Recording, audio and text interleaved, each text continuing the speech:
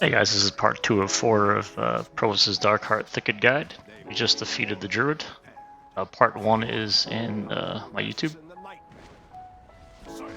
So all the trash we're doing here is part of the route. You don't need to skip anything. The flowers here heal if you pull any of the larger dryads. I believe they're called Centaur Warriors, or maybe Darkheart Keepers, if you're just reading it on the screen here. Usually what you want to do is pull back to the druids because they always stay in range and jump away, and basically everything else will follow you.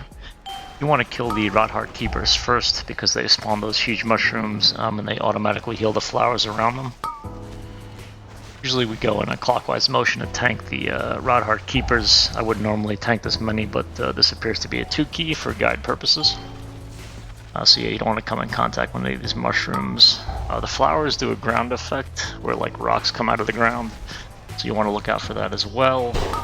And then again, the dryads are good to tank on. I'm not doing it here, probably because I was drinking. But yeah, normally you'd want to pull the Darkheart Keepers onto the dryads and then focus the keepers first. I guess I'm now realizing what I should have been doing, so I've moved on to the dryads.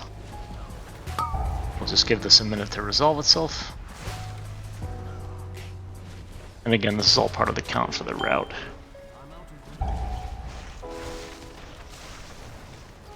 Okay, so that's all pretty much done. Again, that was all part of the route. We're going to proceed down the pathway here.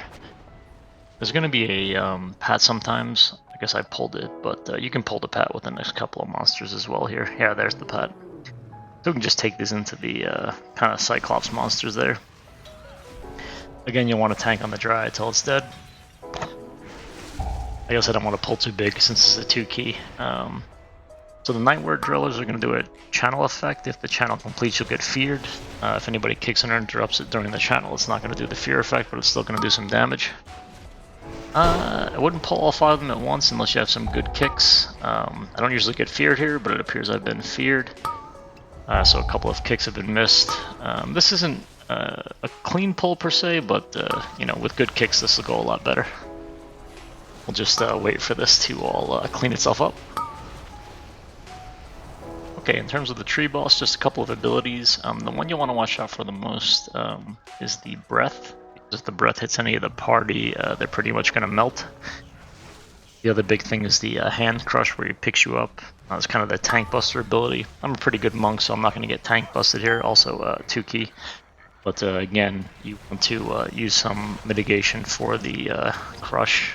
I think he's going to do the breath soon, according to the screen here. You want to make sure nobody else gets hit with that.